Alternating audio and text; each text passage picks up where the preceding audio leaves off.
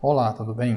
A energia elétrica é uma forma bastante prática para a utilização de energia, principalmente nas grandes cidades. O seu transporte é fácil, de baixo custo e relativamente seguro. Pode ser rapidamente transformada em outras formas de energia e, assim, utilizada para colocar em funcionamento diversos tipos de equipamentos. Outra grande vantagem é não emitir poluentes no momento da sua utilização, o que a torna bastante conveniente para ser utilizada em ambientes fechados. Para gerar energia elétrica, é necessário um gerador elétrico, que é um dispositivo que transforma um tipo específico de energia em energia elétrica. A energia pode ser fornecida por uma reação química, pela luz solar ou por algum fluido em movimento. De todas as formas de energia renovável, a energia hidrelétrica é de longe a mais importante. As imagens que você vê na tela correspondem à usina de Itaipu, na qual se gera energia elétrica que é dividida entre o Brasil e o Paraguai. Conforme você pode ver nessas figuras, a geração de energia elétrica é obtida como resultado da transformação da diferença de energia potencial contida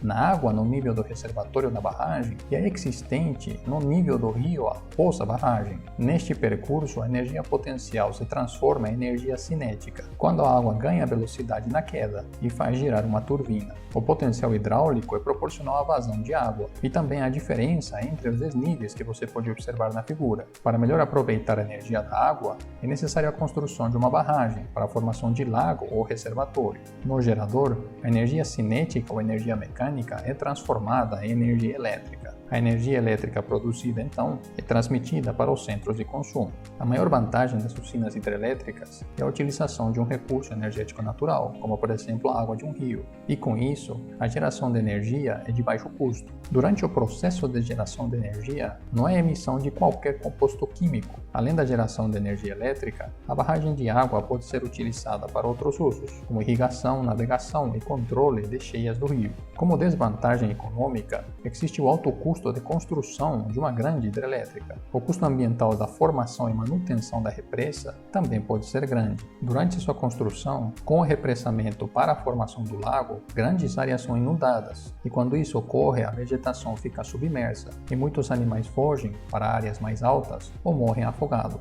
A construção de represas, então, modifica a dinâmica das águas. Isto pode levar à extinção de algumas espécies que não conseguem se adaptar a esses novos cenários. O principal problema na construção e utilização da energia hidrelétrica é que após a formação da represa, muitos desses vegetais submersos acabam sofrendo uma decomposição em condições anaeróbias, principalmente em regiões mais profundas. Mas também acontece uma decomposição aeróbia em águas mais superficiais. A decomposição anaeróbia de matéria vegetal gera a emissão de gases como o dióxido de carbono e o metano, praticamente na mesma quantidade. O principal problema aqui é justamente a liberação do metano para a atmosfera, já que este é um gás estufa muito mais poderoso e eficiente do que o próprio dióxido de carbono. De fato, mesmo depois que a vegetação original tenha sido decomposta, novas plantas que cresceram nas margens dos lagos durante as estações de secas, quando o nível da água recua, são mais tarde cobertas pelo aumento do nível que ocorre na estação úmida e eventualmente se decompõem, liberando ainda mais metano. Com isso,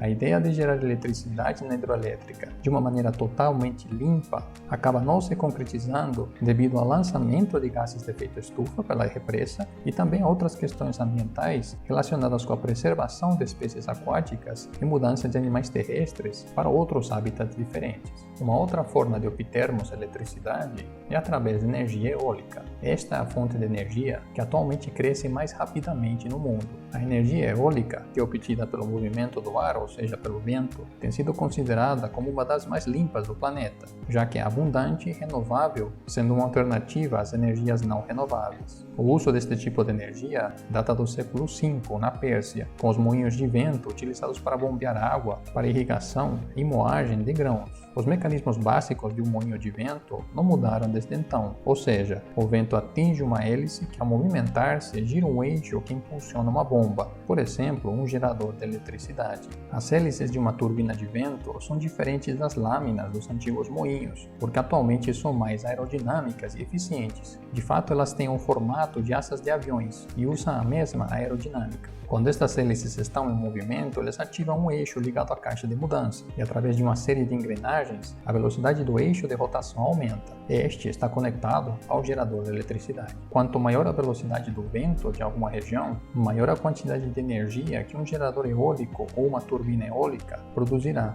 De fato, a energia aumenta muito rapidamente com a velocidade do vento. O rendimento de energia do vento é proporcional à terceira potência da velocidade do vento. Consequentemente, um pequeno aumento na velocidade do vento produz um grande aumento na produção de energia. Localizações ideais, então, para campos eólicos são aquelas que possuem um fluxo quase que constante de ventos não turbulentos em todas as estações do ano. Embora a energia eólica aumente acentuadamente com a velocidade do vento, locais com rajadas de vento repentinas de alta velocidade não são consideradas favoráveis. Em regiões onde o vento não é constante ou a intensidade é muito fraca, obtém-se pouca energia, e quando ocorrem chuvas muito fortes, há considerável desperdício de energia.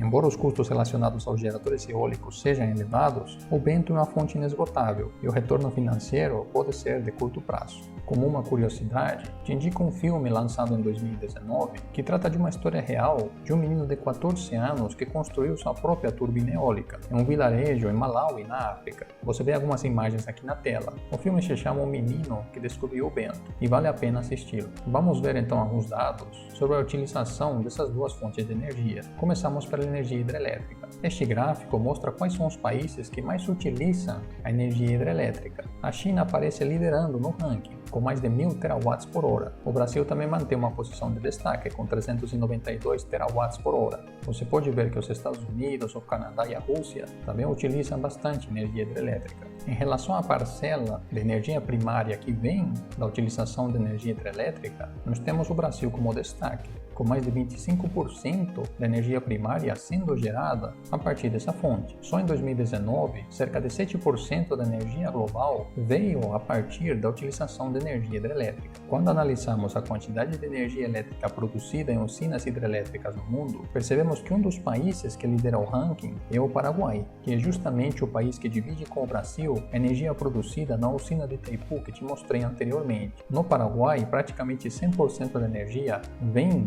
da usina hidrelétrica. E o Brasil também tem um destaque interessante no mundo, com aproximadamente 64% da sua energia elétrica vinda da usina de Itaipu. Em 2019, aproximadamente 16% da eletricidade global veio de usinas hidrelétricas. Falando um pouco sobre a energia eólica, percebemos que os principais países que utilizam esse tipo de energia são os Estados Unidos e a China, com mais de 225 terawatts por hora. A China, no caso, sendo o maior produtor. O Brasil produz um pouco mais de 50 terawatts por hora. Em relação à capacidade de energia eólica instalada, vemos que países como a Alemanha, Índia e a Espanha lideram o ranking, seguidos da Itália, a Austrália e o Japão. Como vemos nesse outro gráfico, o Brasil também se destaca na quantidade de geração de energia primária a partir de usinas eólicas, com aproximadamente 4%.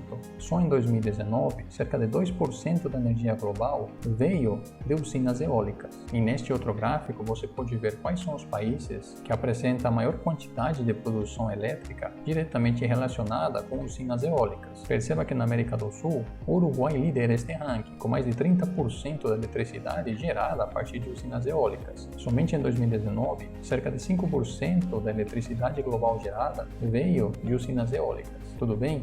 Até mais!